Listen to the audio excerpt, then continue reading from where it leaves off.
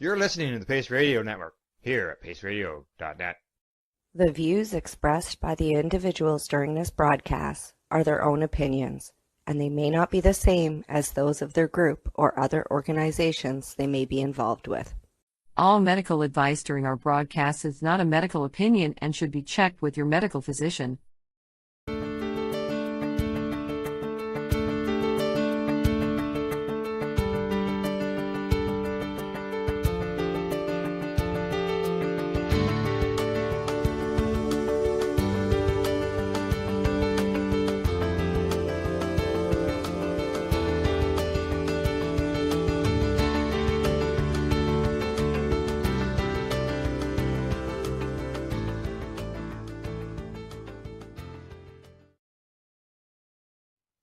Hello, everyone, and welcome to another episode of VAC Roundtable.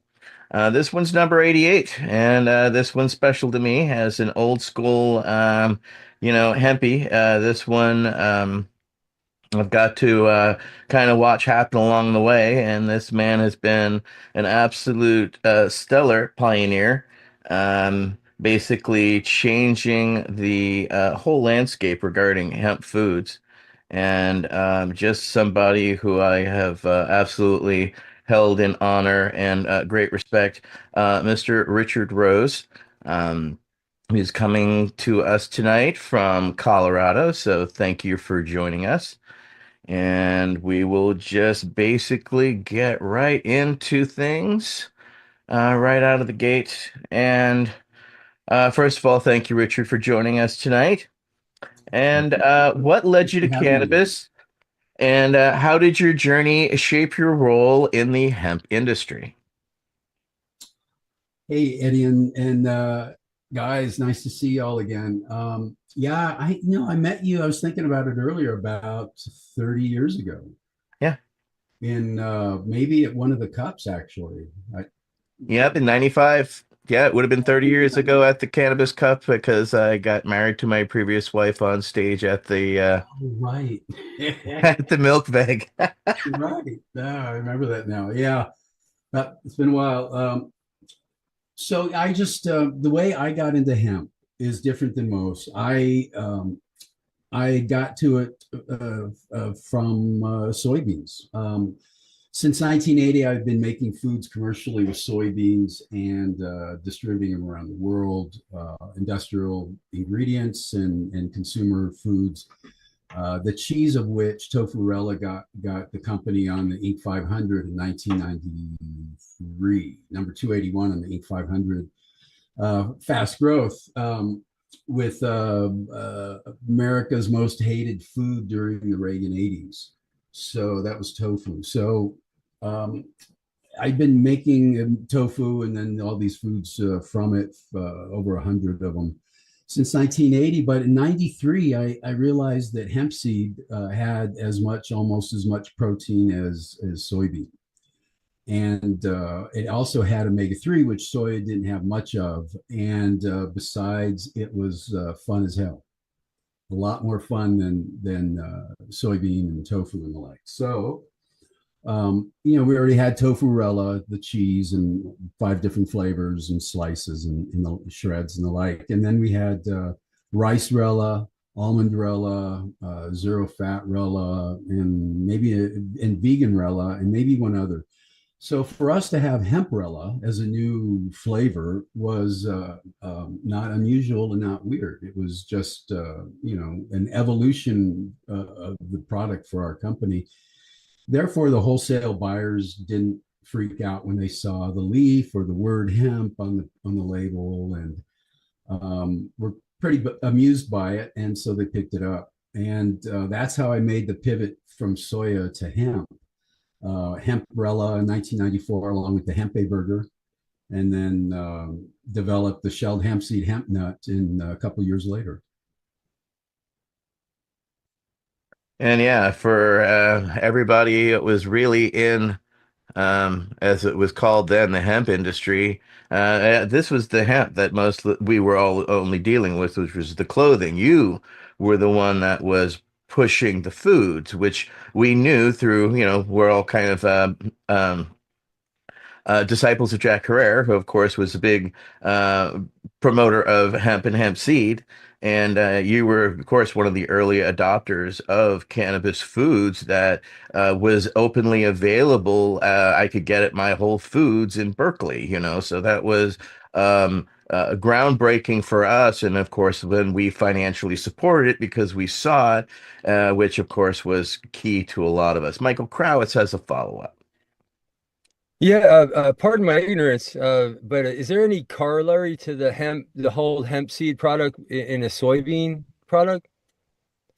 Yeah, a huge corollary. I mean, they're kind of cousins in a way nutritionally. They both are around 32% protein. They both have some omegas in it. Soy has a lot of six, a lot more six than three. They can both be used to make tofu. They can both be used to make milk, plant-based milk, tempeh. Pretty much anywhere you would use soybean, you could use hemp seed, hemp grain, including fodder for animals. So we can turn abundance into scarcity by feeding them 16 times more protein than they produce.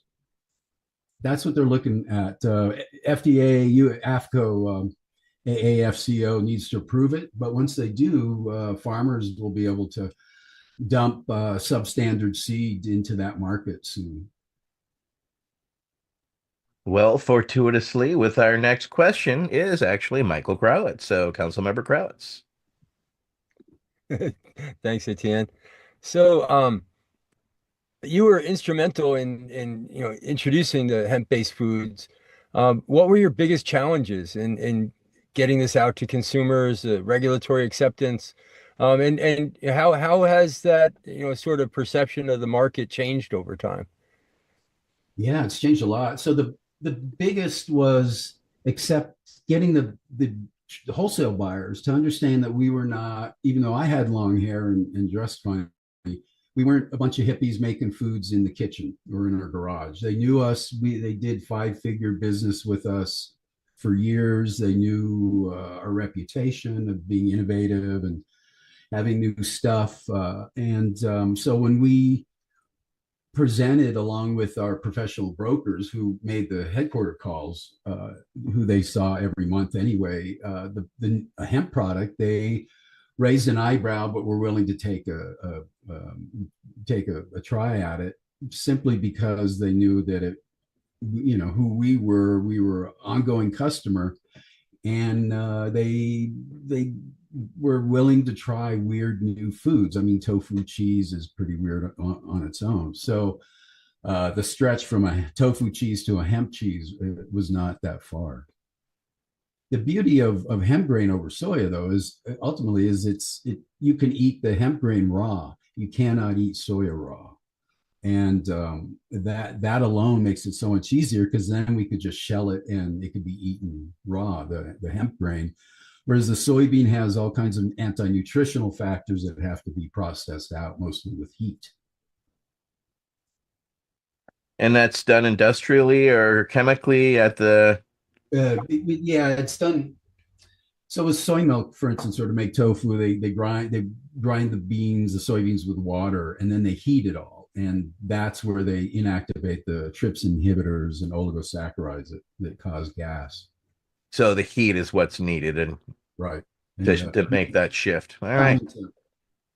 All right. Next up will be Council Member Mary Lynn Mathery. Council Member Mary Lynn. Yes, she forgot to unmute herself. Yeah. Sorry about that. Welcome, Richard. We're glad to have you. So my question here is, navigating regulations has been a key part of your work. What policy changes do you believe are necessary for the hemp and cannabis industries to thrive domestically and internationally? The worst thing that happened to hemp in America was legalization in 2018. Until then, it was a cooperative industry. We helped each other.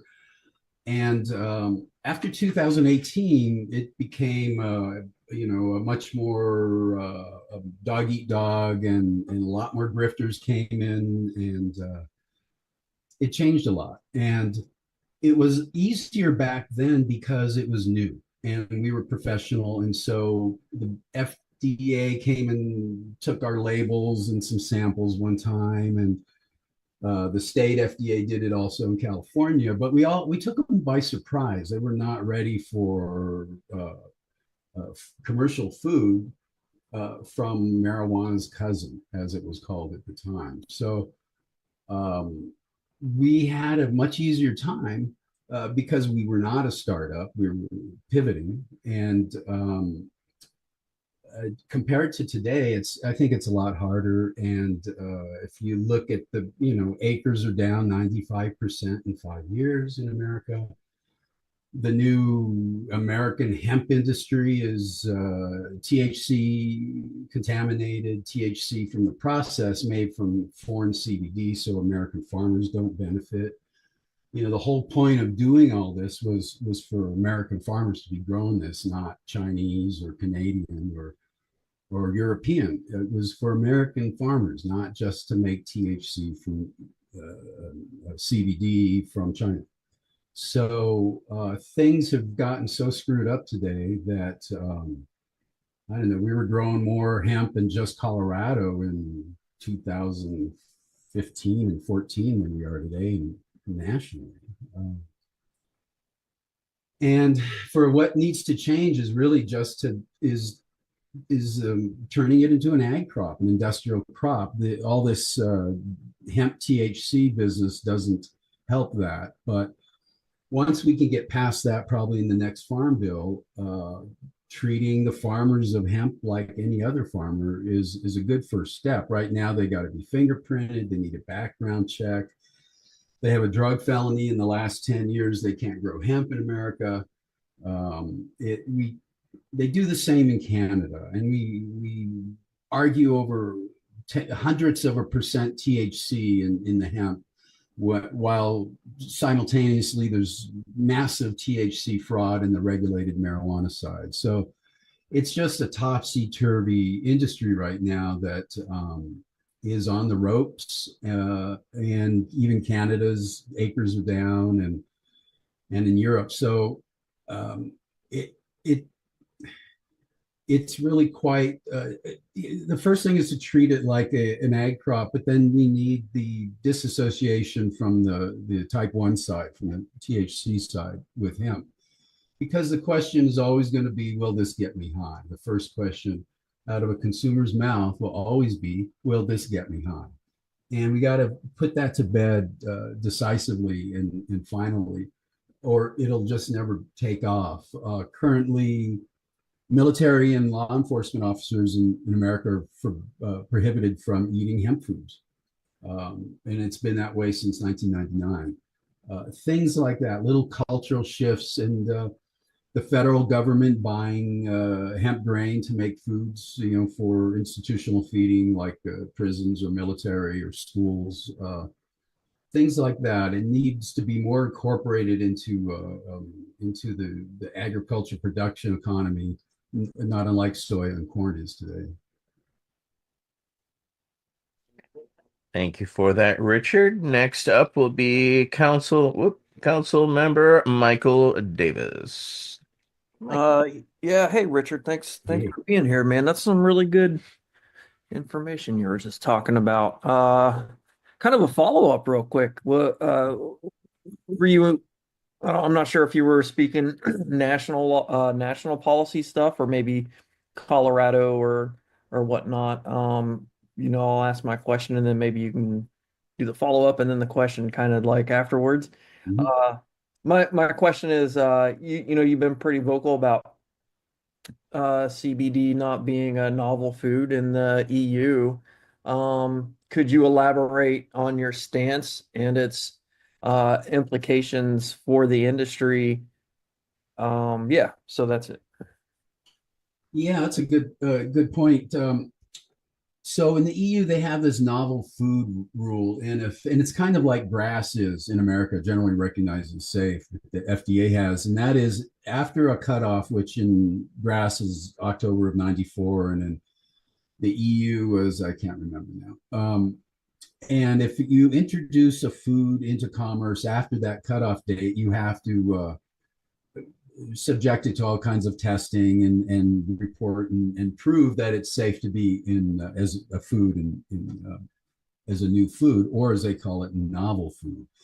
Now, years ago, hemp seed and hemp seed oil was ruled not exempt from it because it had been eaten for really millennia in Europe, but long before member states were member states, and especially in Eastern Europe. And then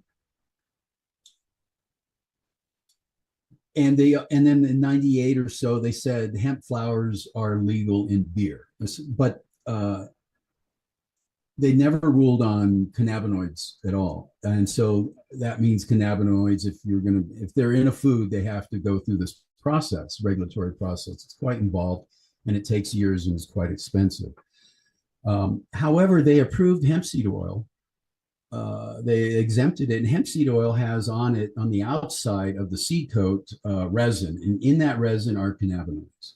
So when they approved hemp seed oil, they approved the adherent cannabinoids that are in that, and that's my position, is that they knew there were cannabinoids in there, trace amounts, but still they knew it was in there, and they approved it, and we should rely on that today.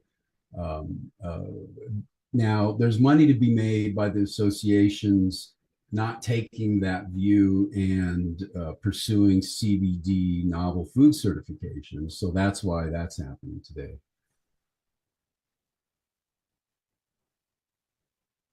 Right on. Thank you very much, Richard. Next question will be from me, and it is specifically as someone who pioneered hemp-based innovations. What is the next major breakthrough in hemp products or applications that you see? You have to separate that into fiber and grain. We've seen a lot of development on the fiber side with biocomposites and novel retting techniques and then also use of the hemp fiber production for bioremediation of soil. Now, on the grain side, we've seen an enormous amount of new development and research, both medical as well as nutritional, with in the grain with bioactives, peptides, hydrolysates, technical use in baking, emulsions, suspensions, novel extraction techniques, fermentation, umami products, probiotics, things like that. My mind is blown by how much progress we've made in the hemp grain side just in the last year or two. On the Hemp Food Association website, there's a page, breaking news, and it has all these studies, dozens over the last year, all just about grain and discoveries and patents and developments like that.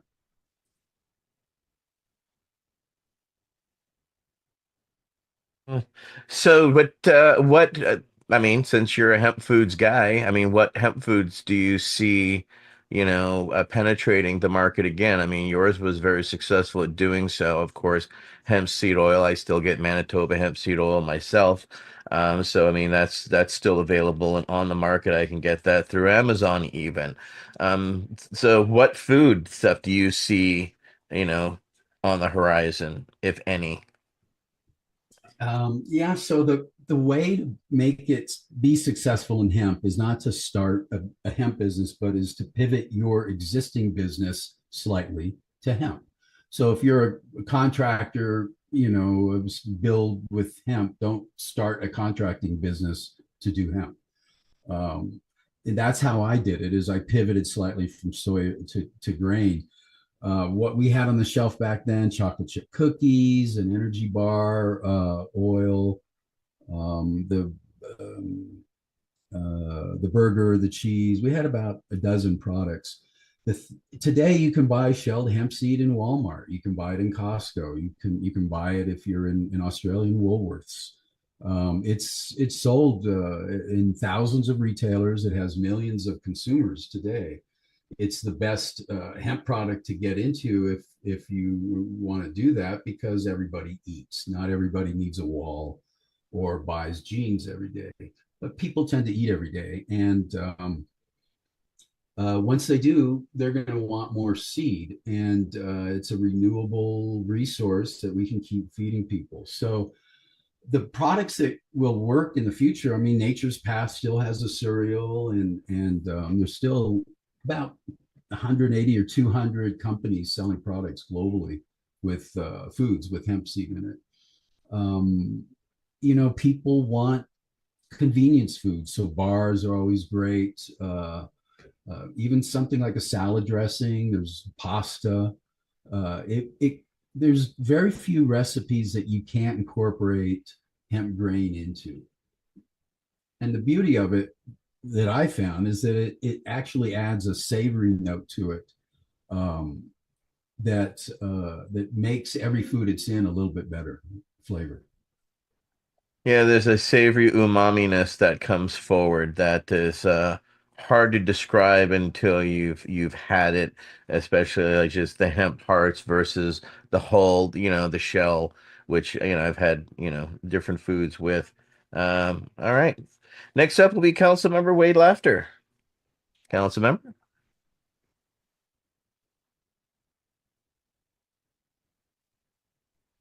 Had to find the unmute button. Wanted to thank you, Richard, for joining us, and pardon me for being tardy coming in. I'm as a way of introducing myself to you, I'm a devotee of the other end of the supply chain, if you will. Hemp is often touted as a sustainable crop. And I would ask, what steps must be taken to realize the first full potential in sustainable agriculture and industry? Because yes, we have to get the consumer interested, because they're the ones who are going to buy the products. And that's a whole education thing. But I'm really fascinated at the potential, again, for hemp to heal some of the damage done by large-scale commercial agriculture. So I look forward to hearing your thoughts, Richard. Thank you. Yeah, that's a good question. The fiber, the thing about like hempcrete is it's so amazing. It doesn't even need hemp. You could be making hemp, you can be making lime building with canaf or ag wastes. They've been doing lime building for over 1,000 years. So if one way to approach something like that is to start with, say, canaf, and then pivot to hemp down the road once you've worked out the business model, instead of starting with the most regulated, expensive fiber available. The thing is to cart and horse deal, which is going to go first. And the reason acres are down 95% in 5 years is we put the cart before the horse. Excuse me. So we needed to work first on building consumer demand, not which variety is best in Michigan for herd. That's way down the road. We need to build demand, create demand, and the easiest low-hanging fruit, literally, is hemp seed as food, and that could be in literally thousands of products, and on the shelf. And once you've created demand, you work back and you figure out what's the best variety in Michigan for herd, or whatever your buyer specifies, and you work back the technical requirements for that, and then you've done your field trials to figure out what's the best variety in that area to grow for that, and all that. But in the meantime, you don't have to wait all those years to be making money on hemp. You could buy shelled hemp seed today, hemp hearts as it's called, hemp nut as I called it, say from Manitoba Harvest or whomever, and get a local chocolate maker to make you a chocolate bar with 10% hemp seed in it, and get somebody to design a label and put that on there, and bring it to your uncle who has a convenience store distribution route and ask him to put it into his product mix and distribute it. It's that kind of way you can get into the hemp food business and start making money on hemp even before you've planted one seed.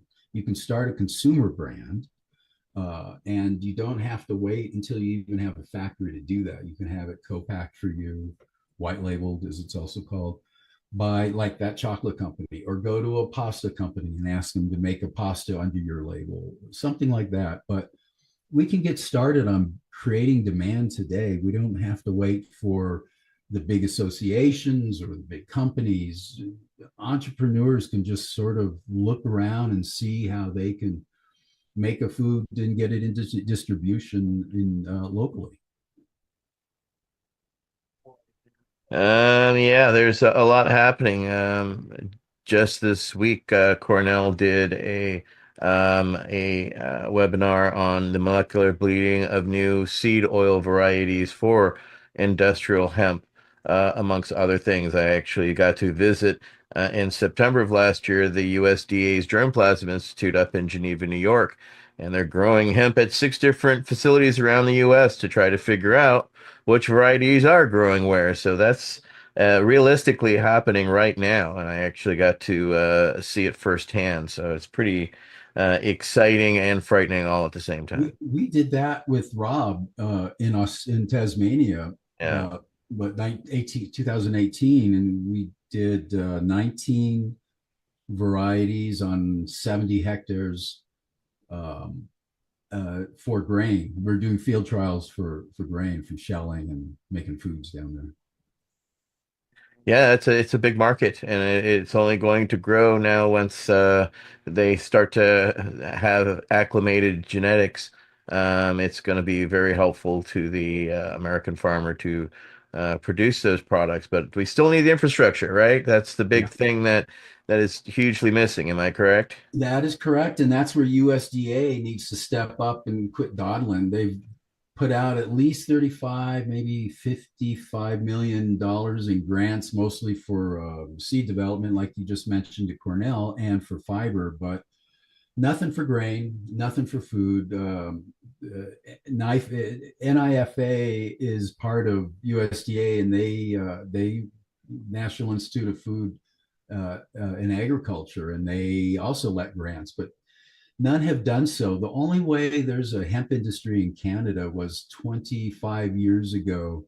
The provincial governments funded the R&D for the grain, for Manitoba Harvest and others. And without the government, the provincial government stepping up and doing that, I don't think there's a hemp industry in Canada. USDA and NIFA need to do the same here, and we need a centrally located shelling plant and oil pressing plant within an hour of thousands of acres, somewhere in the Midwest, northern Midwest, to really be able to show that the industrial hemp can be successful in America. The beauty of that is you got fiber, you got stalks coming out your ears. You get at least 4 times more stalk than you get seed. So the more we grow for grain, the more stock you're going to have, cheaper.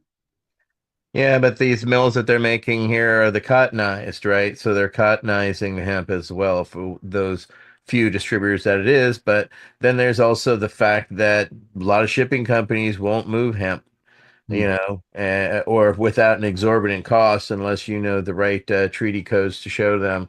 I've known people just get outright blackballed from even moving their hemp. So there's a lot of infrastructure issues, as well as I grew up in sugarcane country in southern Louisiana, and the mills are central to the farms, to the hectares and of sugarcane that grow there, which is an infrastructure that takes a decade worth of building, which is really going to take in those areas that decide to grow hemp. Then that industrial infrastructure needs to come, as you said, from the government and support and grants to really help make that a reality. Otherwise, we're going to fall flat on our faces again. And that might be what they're hoping. Yeah, I mean, we've seen that with the California cannabis industry, as it can be set up to fail quite successfully. And we saw that as well as in the 90s. There were successful runs with hemp, but in the end, it still ran into its own set of problems from, Ralph Lauren asking for 2 million meters, which killed the fiber industry. And then, overextension of other creditors in the Eastern European bloc, caused an outright collapse of what looked like a very bright and growing industry. So even at the precipice, we can see its rug, literally all puns intended, pulled right out from under it because of lack of infrastructure and support. That's why when you see, hemp products, people buy them, support them, wear them, it's very helpful. You're listening to the Pace Radio Network here at paceradio.net. Limestone City Hydroponics is Kingston, Ontario's hydroponics shop. Take your growing to the next level and create the optimal environment with a tent kit, or maximize your yield with an ebb and flow flood table kit. Either way, Limestone City Hydroponics has more sizes and options to fit your needs. Are you looking for the power of the sun that adapts to your budget? Then look no further, as they have professional grow lighting. They have indoor grow systems that are easy and cost effective, with many options to fit your living space and lifestyle. Cultivate your growing potential. We have everything you need to succeed. And if you can't make it to the store, they offer local delivery to the greater Kingston area. Remember, when you're looking for experts to help you grow, then look no further than the locally owned Limestone City Hydroponics, 105 Sunderland Drive in Kingston, Ontario. Call them at 613-548-0420. Are you looking to get your medical cannabis grow license? Limestone City Hydroponics can help patients through the process of obtaining their license to grow medical cannabis. What's that? You don't have a doctor? If you meet the medical criteria, Limestone City Hydroponics has a nurse practitioner who can assess and provide medical cannabis prescriptions. What are you waiting for? Contact Limestone City Hydroponics at limestonecityhydroponics.ca or call them at 613-548-0420. What do you find at paceradio.net? People advocating cannabis education. Enjoy the buzz of legalization with Campbellford Lifestyle Shop. From lights to plant nutrients, books, consumption accessories, and more, we've got all your basics to grow or consume cannabis. Visit our info center or take a look at our piercing services and body jewelry, now available in-store through Campbellford Lifestyle Shop, 17 Bridge Street West, Campbellford. Rerolled Saturdays. Check it out. Nothing but non-stop cannabis and psychedelic programming. Find it at 420pace.ca.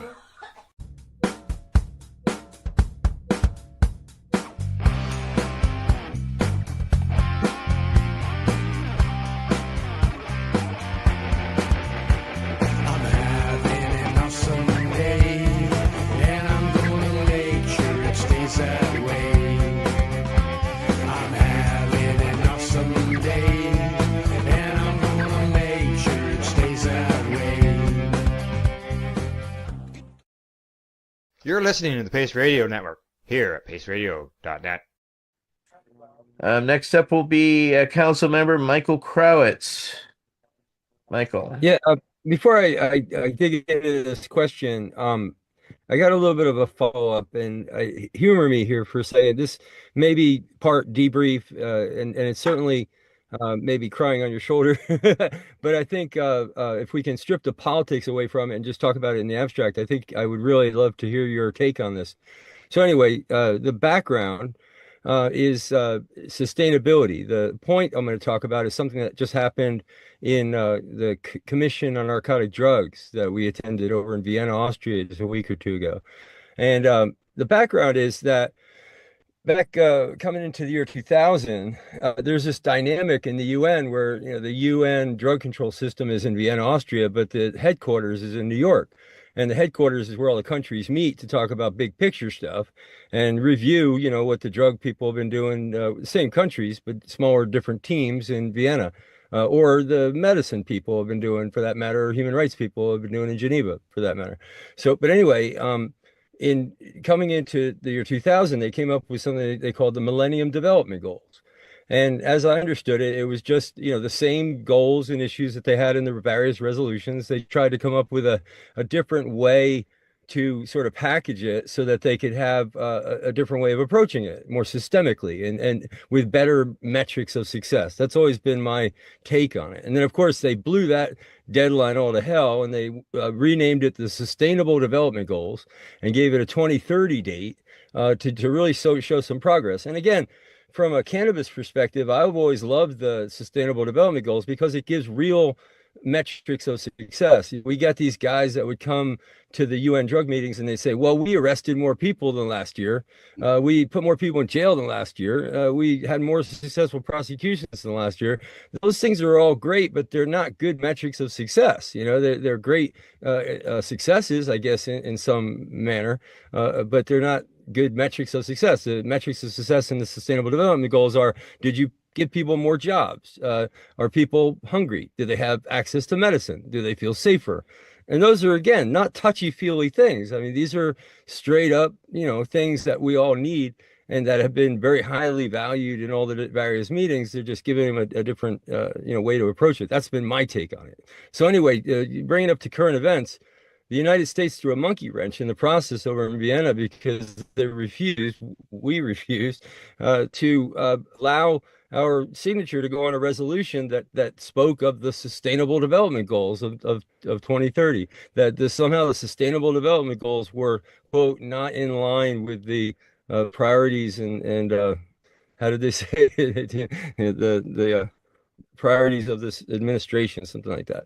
So anyway, I'd love your thoughts on that. I mean, if I've somehow missed something, but sustainability to me, what does that mean? Like the last question, I mean, we're talking about sustainability, what's the benefit of that? What, in one word or in one string, from your perspective, and what do you make of all that shit that I just said? Yeah, well, elect a felon, expect felonies.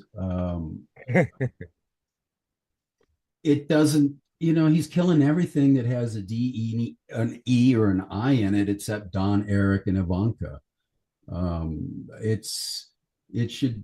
We buckle up, bro. It's going to be a hell of a 3 3/4 years to go. It's you said to take the politics off of it, but it's 100% political, and they're doing it just because it has the word sustainability in it. They may not know anything more than that, but they're going to kill it just because it has sustainability. The fact is, hemp grain meets all but I think 2 of the goals of the UN SDG, and is well suited for it, especially on the grain side, and because of food security and food sovereignty alike. And it just doesn't really seem to get much support. Sure, Facebook shadow bans us, but and Instagram, but so do our side. The associations don't really do anything other than what's within their narrow vision to do. The media is, just running whatever press releases they get and not really doing in-depth stories anymore. There's been a cabal controlling information in hemp since the 90s. It's no accident that the Straight Trade Association back then had a former CIA director as its lobbyist, illegal lobbyist, because they weren't the right entity for a lobbyist. So, and the people connected with that have been around controlling hemp for a very long time and not doing a very good job of it. And that's why it's been messed up for a couple of decades. Back then, the Canadian hemp almost died, as did the grain industry. when people with no burden of compliance sued DEA and killed the market for years. It, you know, that kind of energy of needing to control the information and the development of the commercialization of it has really been an albatross on the neck of the industry. And the sooner it can open up to people with better ideas and bigger vision and more money and more integrity. Warren Buffett, legendary investor Warren Buffett, says integrity is the number one metric for his executives, measuring executives. And by not having integrity since it got legalized in 18, the industry has suffered. And we now honor grifters and people that objectively do harm to the industry. And we isolate those we need to learn from. The only blacklist that HIA, Hemp Industry Association, had was the two people who developed hemp's $2 billion industries, food, grain, me, and Chris Boucher, who developed the CBD side 15 years ago. And because we wouldn't sell a popular lie, we got blacklisted. In Chris's case, it was that they wanted to say the CBD was Schedule 1, and he was saying hemp is legal in all 50 states. And in my case, they were saying DEA bans hemp food, and I'm saying, no, we can comply with this. Let's not dick around. Let's not hurt the market and scare people about talking about THC once we got that issue put to bed. And sure enough, they sued and the market died, and Canadian hemp almost died as well. So there's been an undercurrent of mismanagement and control in this industry by people whose names you know and you hear and you see getting patted on the back all the time. And this is the result. It's, you know, loss of 95% of acres in 5 years. It didn't need to be this way. If you have better alternatives, you should be open to hearing them. Thank you for that. I really, really appreciate it. So the question is about entrepreneurs, you know, folks entering into the hemp and cannabis markets today. I think you answered this a little bit before. I think if I understood you correctly, you were telling people basically they should steer away from, you know, flashy flowers and buds that they might grow and actually grow more for seed. If I understood you correctly, looking for a future market that would be better. But anyway, if that's correct, let me know. And then the rest of the question is, what key lessons from your experience would you share, you know, generally for new folks coming up, help them succeed? So the first part was slightly off, but what I suggest is to buy shelled seeds, say from Manitoba, and make foods from them, putting a label on it, consumer packaged food that you can then sell into distribution. That doesn't require I mean, we could have been doing that all along for the last 30 years. That's what I did, you know, back in the 90s. So, and in so doing, you build demand that, in theory, should be able to justify production locally, growing the seed locally and shelling it locally to make that food that became really popular that you started by buying, say, Manitoba Harvest seed. So what an entrepreneur can do is basically that kind of idea, is find somebody to make food for them, for their brand, under their brand, their label, and get it into distribution by hook or by crook. There are plenty of guys that just have independent routes that service gas stations and C-stores and markets and the like.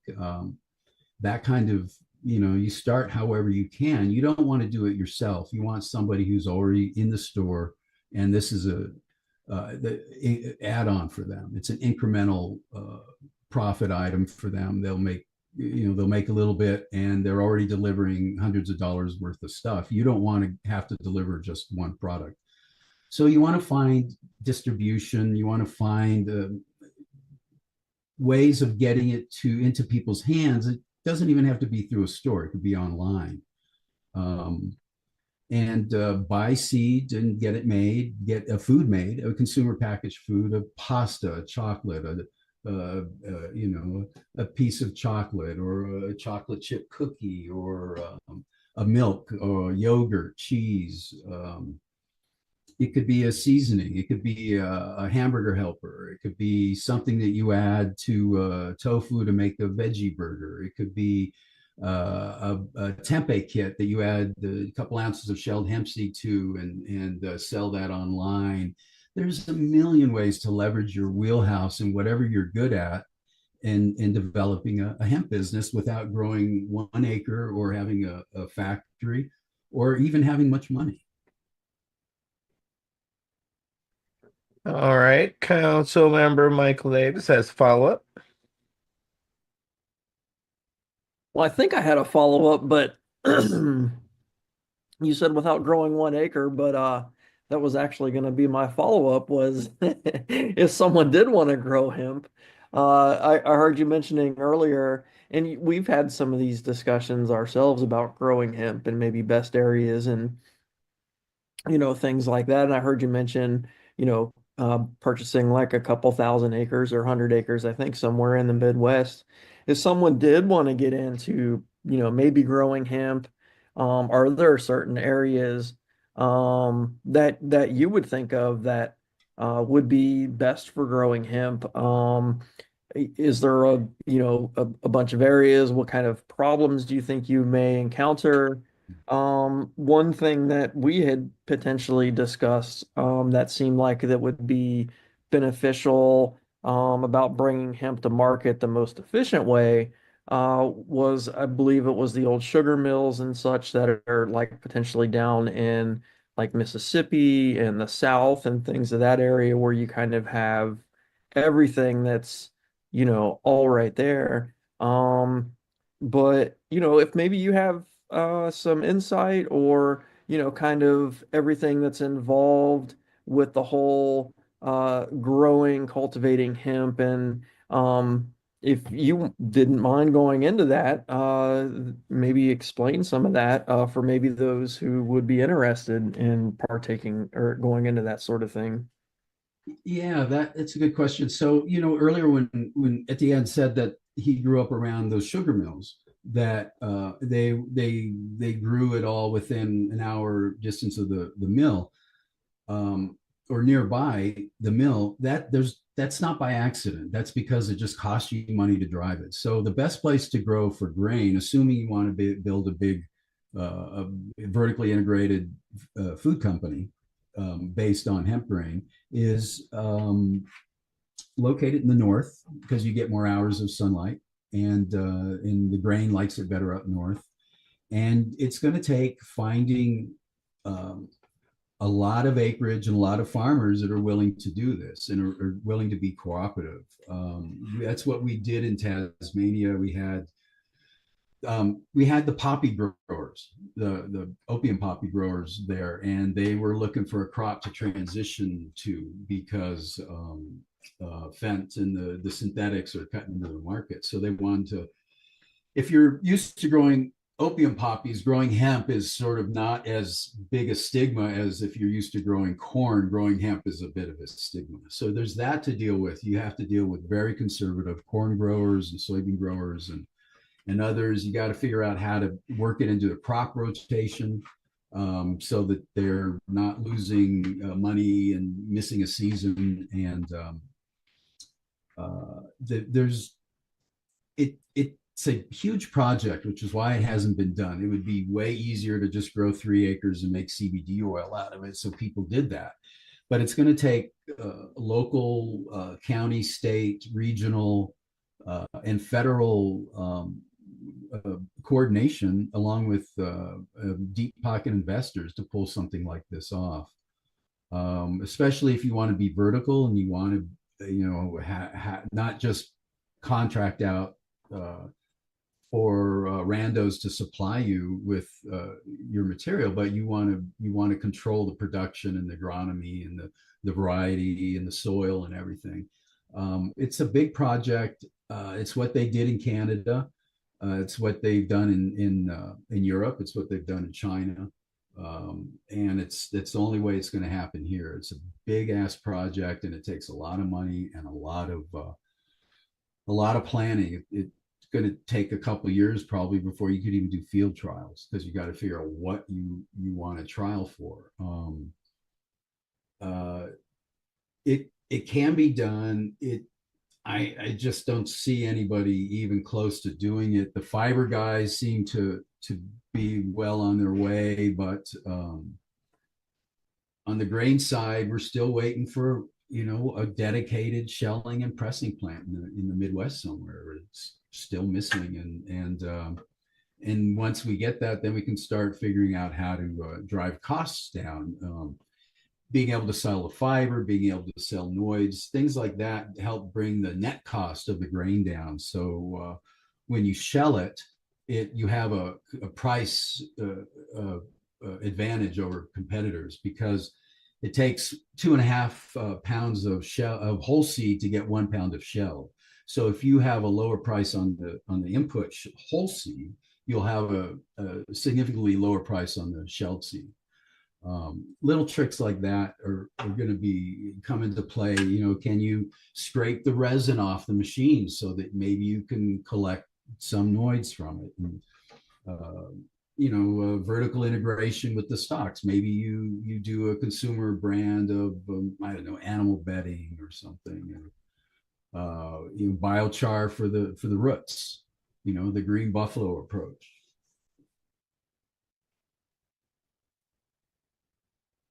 Councilmember Laughter has a follow-up. Yeah, I'm Muted yourself, Wade.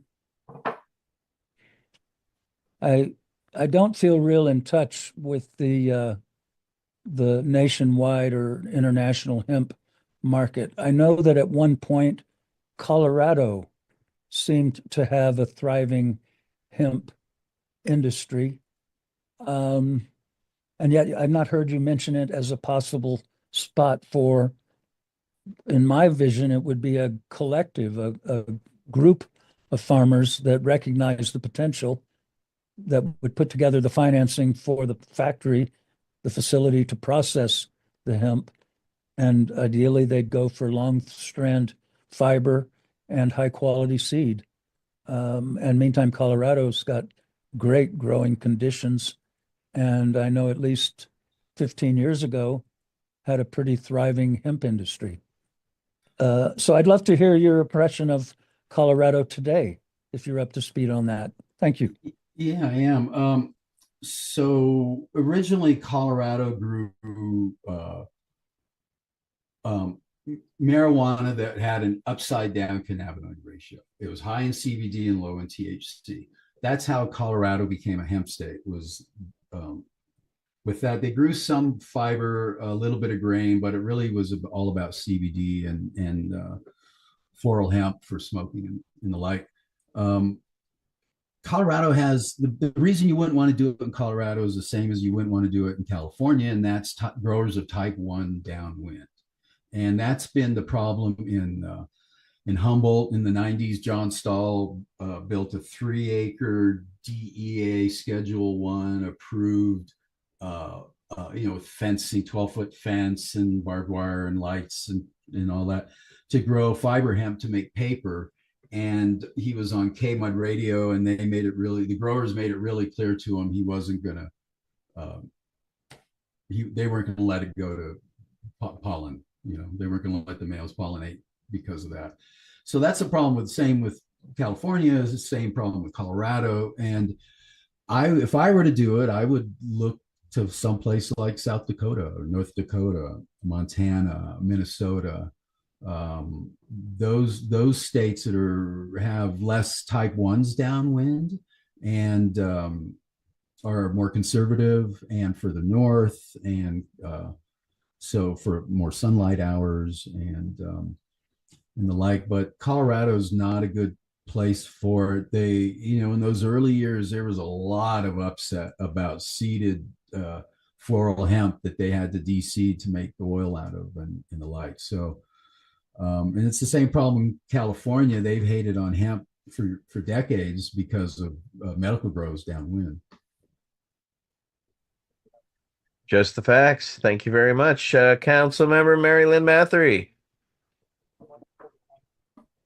Unmute. Yeah, you're just talking about my hometown area. We've unfortunately just gave up a family, lost, I should say, but a family farm up in North Dakota, Red River Valley area. And you're right, when they first passed the hemp bill, or to allow farmers to grow it, back in the day when we were going to grow it for hemp, not for CBD products, but convinced at this time, my grandfather, the farm was taken over by some neighbors. I shouldn't say taken over. They were doing the farming. My grandfather was nearing 100 years old. And so we were trying to convince them, to grow it. My mother was all scared. Oh, marijuana. I go, nobody's going to grow any marijuana in the middle of a hemp field. But just the idea that it didn't come through. And just sitting here now, it's like, oh, what a perfect place. And it was back in the day when my grandfather was more active, that those farmers did work so well together as co-ops. He was a state legislator, and he talked about going to, when he'd go, the rest of the farmers would cover him while when he'd have to be gone, and only did a term because that was my turn. Somebody else will represent us later. In the days, the way it should be. Yeah, because right now, you're right. Anything with sustainability in it just is getting crushed in our current administration.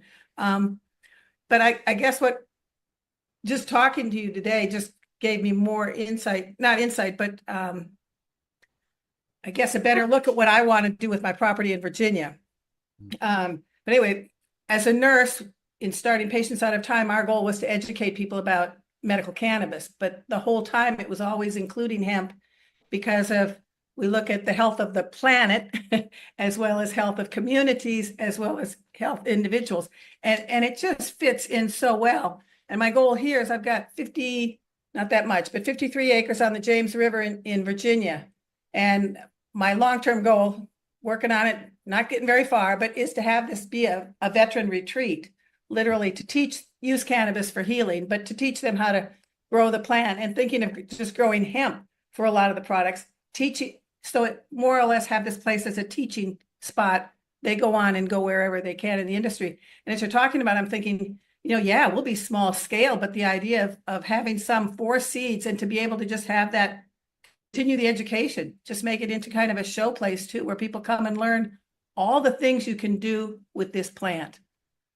Because it's such a giving plant. We use everything. So actually, this is a plug. I need to consult with you later.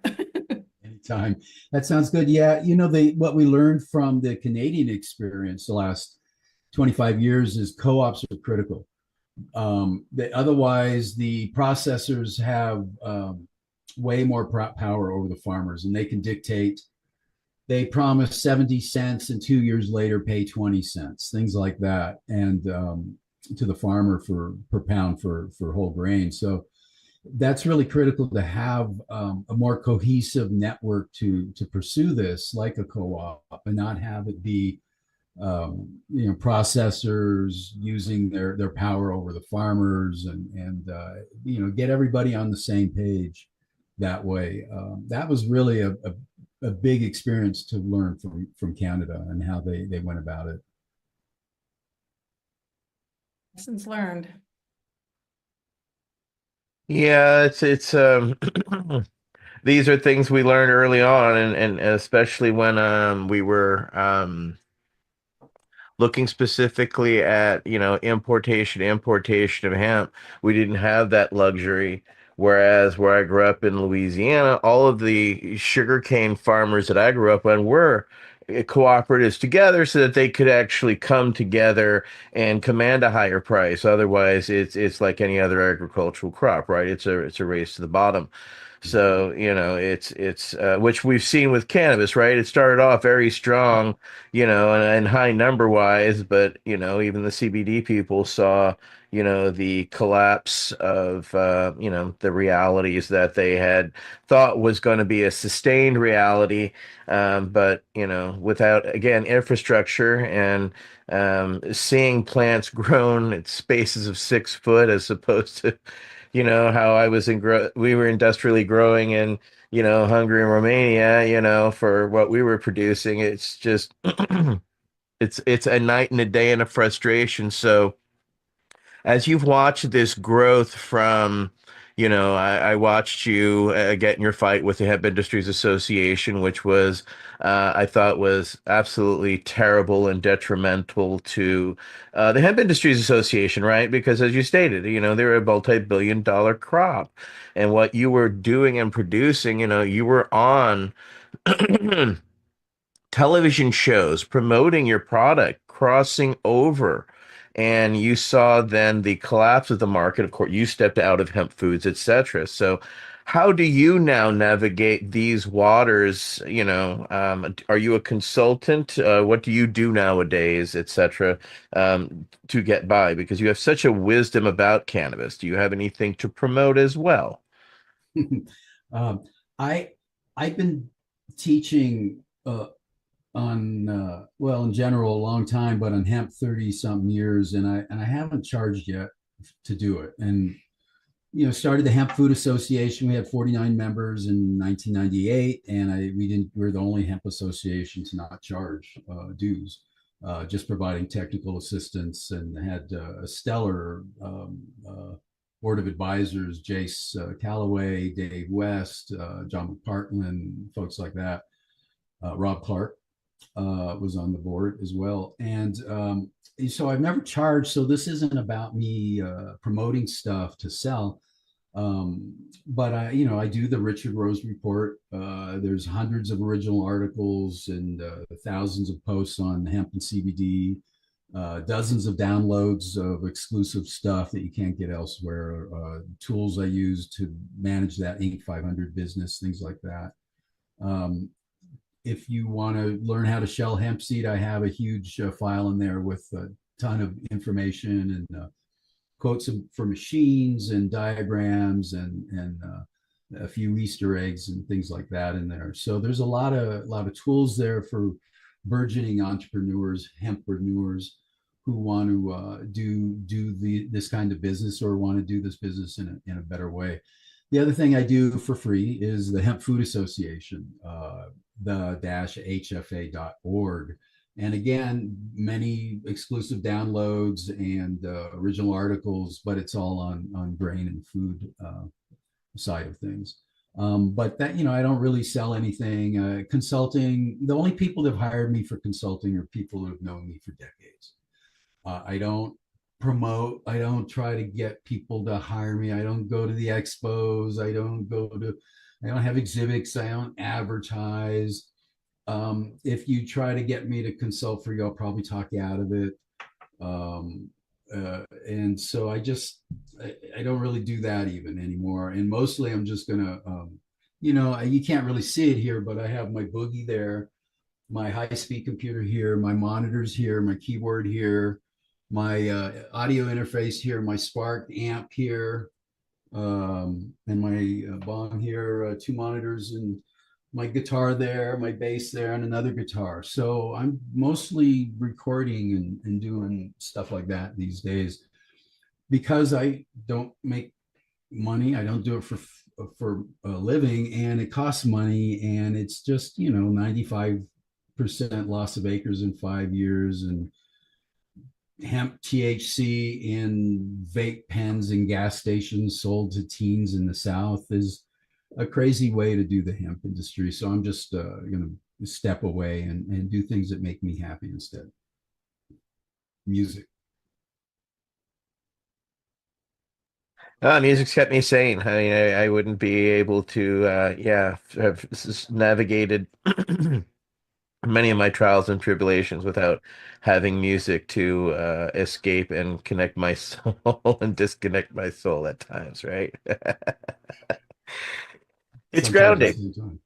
Yeah. It's grounding, and it's like a language. It's like a side of our life, our brain, our personalities that you take that away, and it's difficult, and so it gives us a way to express things. You know, I'm getting back into writing songs, and I can only write songs if I'm pissed off. So I'm doing that now again, and producing some songs. You'll see them in the next few months. You'll start seeing them roll out.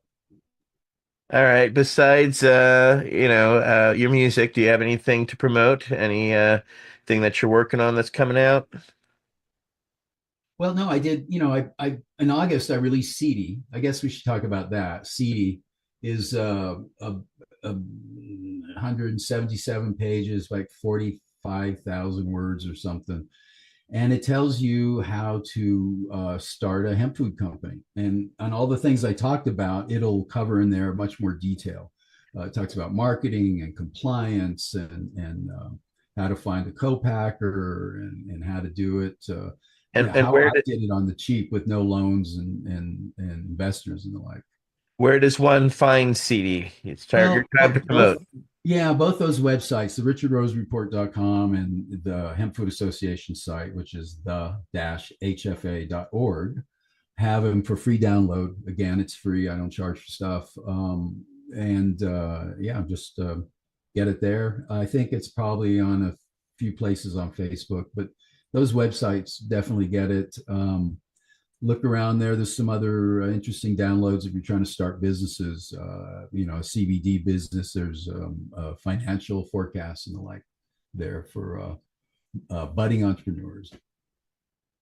All puns intended, right? Indeed. All righty. Well, I cannot thank you enough for a fascinating talk and discussion. I would like to thank our council members, Michael Crowitz, Mary Lynn Mathry, Michael Davis, Wade Laughter, and hello, Asaya Gonzalez. And Richard Rose, thank you very much for this absolutely fascinating discussion. And thank you for your leadership for many years in, taking the slings and arrows of outrageous fortune and turning them into something tasty and educational all along the way. And forever have my respect. So thank you very much for your diligence and your continued service in this drug war. Thank you, gentlemen and lady. It's an honor to be here with you guys. Tons of respect to you guys and the work you're doing, and appreciate you. And anytime you want to talk, just let me know. All right, everybody. Thank you for joining us tonight. I'm your host, Etienne Fontan, and this has been our VAC Roundtable number 88 with Richard Rose. Thank you very much, everybody. The Veterans Action Council is a Pace Radio Network content provider.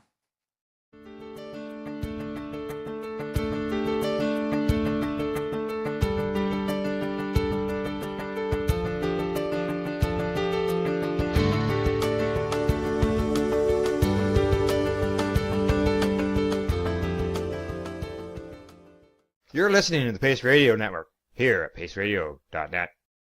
The opinions of the individuals during this broadcast are their own, and may not be the opinions of their group or other organizations they may be involved with. All medical advice during our broadcast is not a medical opinion and should be checked with your medical physician. Enjoy the buzz of legalization with Campbellford Lifestyle Shop. From lights to plant nutrients, books, consumption accessories, and more, we've got all your basics to grow or consume cannabis. Visit our info center or take a look at our piercing services and body jewelry, now available in-store through Campbellford Lifestyle Shop, 17 Bridge Street West, Campbellford. Limestone City Hydroponics is Kingston, Ontario's hydroponics shop. Take your growing to the next level and create the optimal environment with a tent kit, or maximize your yield with an ebb and flow flood table kit. Either way, Limestone City Hydroponics has more sizes and options to fit your needs. Are you looking for the power of the sun that adapts to your budget? Then look no further, as they have professional grow lighting. They have indoor grow systems that are easy and cost effective, with many options to fit your living space and lifestyle. Cultivate your growing potential. We have everything you need to succeed. And if you can't make it to the store, they offer local delivery to the greater Kingston area. Remember, when you're looking for experts to help you grow, then look no further than the locally owned Limestone City Hydroponics, 105 Sunderland Drive in Kingston, Ontario. Call them at 613-548-0420. We are people advocating cannabis education here at paceradio.net.